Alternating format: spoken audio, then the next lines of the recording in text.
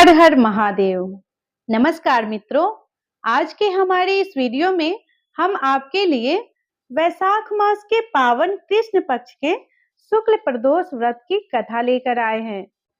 ये प्रदोष व्रत न केवल ग्रह दोषों को दूर करता है, बल्कि मन, वचन और कर्म से पवित्र जीवन की ओर ले जाता है। जो भी श्रद्धा से शुक्र प्रदोष व्रत की कथा सुनता है, उसके समस्त पाप कटते हैं, रोग दुख दूर होते हैं और जीवन में शांति आती है। इस पवित्र व्रत की कथा सुनना भगवान शिव के स्वयं मुख से अमृत समान वाणी को सुनने के बराबर माना गया है। इसलिए आप सभी श्रोताओं से निवेदन है कि आप पूर्ण श्रद्धा और भक्ति से इस कथा को सुने, ताकि भगवान शिव की कृपा से आप सभी का जीवन सुखमय और सफल हो जाए। प्राचीन समय में एक नगर में 3 मित्र रहा करते थे। तीनों के आपस में घनिष्ठ मित्रता थी। इन तीनों में एक राजा का बेटा था, दूसरा ब्राह्मण पुत्र था और तीसरा एक सेठ का पुत्र था। राजकुमार और ब्राह्मण के पुत्र का विवाह तो हो चुका था, लेकिन सेठ के पुत्र के विवाह के बाद गौना नहीं हुआ था। एक दिन तीनों मित्र आपस में नारियों पर चर्चा कर रहे थे। ब्राह्मण पुत्र ने नारियों की प्रशंसा करते हुए कहा कि नारी के बिना घर भूतों का डेरा होता है। ये वचन सुनकर सेठ के पुत्र ने अपनी पत्नी को घर लाने का तुरंत निश्चय किया। अब सेठ का पुत्र अपने घर गया और अपने माता पिता को इस बारे में बताया। तब उसके माता पिता ने अपने बेटे से कहा कि बेटा, अभी शुक्र देवता डूबे हुए हैं। इन दिनों में बहु बेटियों को उनके घर से विदा कर लाना शुभ नहीं होता है। इसीलिए शुक्रोदय के बाद ही तुम अपनी पत्नी को विदा कराकर लाना। सेठ का पुत्र अपनी जिद पर अड़ा रहा और पत्नी को लेने ससुराल जा पहुंचा।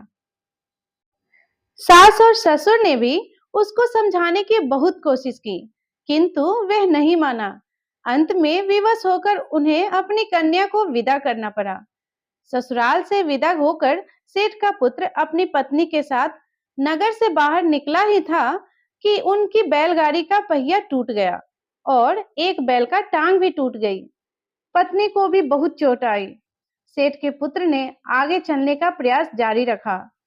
कुछ दूर आगे बढ़े ही थे कि तभी कुछ डाकुओं ने घेर लिया और वे उनका सारा धन लूट कर ले गया। अब किसी भी तरह सेठ का पुत्र अपनी पत्नी के साथ जैसे तैसे रोता हुआ घर पहुंचा। तभी सांप ने उसे काट लिया। उसके पिता ने वैद्यों को बुलाया। तब उन्होंने कहा कि आपका पुत्र 3 दिन में प्राण को त्याग देगा।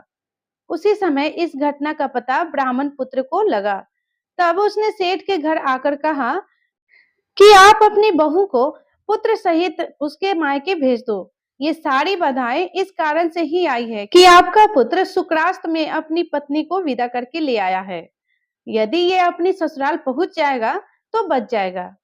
सेठ को ब्राह्मण पुत्र की बातें समझ में आ गई। तुरंत अपने पुत्र और बहू को वापस उसके ससुराल पहुंचा दिया। वहां पहुंचते ही सेठ के पुत्र की हालत ठीक होने शुरू हो गई और फिर उसने अपना शेष जीवन अपनी पत्नी के साथ सुखपूर्वक बिताया। इसीलिए पति की लंबी उम्र, दाम्पत्य जीवन सुखी बनाने के लिए और सभी मनोकामनाओं की पूर्ति के लिए शुक्र प्रदोष व्रत के दिन ये कथा अवश्य पढ़नी या सुननी चाहिए। ये थी शुक्र प्रदोष कथा। हे भोलेनाथ, अगर हमसे व्रत के पालन में, कथा श्रवण में या किसी भी चरण में अज्ञानवश कोई भूल हुई हो, चाहे वह विचार से, वाणी से या आचरण से हो, तो कृपया हमें क्षमा करें। आप तो अज्ञानियों पर भी कृपा बरसाने वाले हो। आपकी शरण में आकर ही मनुष्य समस्त दोषों से मुक्त होता है। हम आपको बारंबार प्रणाम करते हैं और प्रार्थना करते हैं कि आपकी श्री चरणों की भक्ति सदैव हम सभी के जीवन में बनी रहे। सभी प्रेम से बोलिए देवों के देव महादेव की जय। जगत जननी माता पार्वती की जय। गणपति भगवान की जय। तो प्रिय मित्रों, हमारा आज का ये वीडियो आपको कैसा लगा? अगर पसंद आई हो तो हमारे इस वीडियो को लाइक करें और प्लीज आप लोग ये ध्यान रखें कि कमेंट में हर हर महादेव अवश्य लिखें, क्योंकि कथा को सुनने के बाद हर हर महा लिखना बहुत ही जरूरी होता है। और अगर हमारे चैनल पे नए हैं तो हमारे चैनल को सब्सक्राइब करना ना भूलें। धन्यवाद।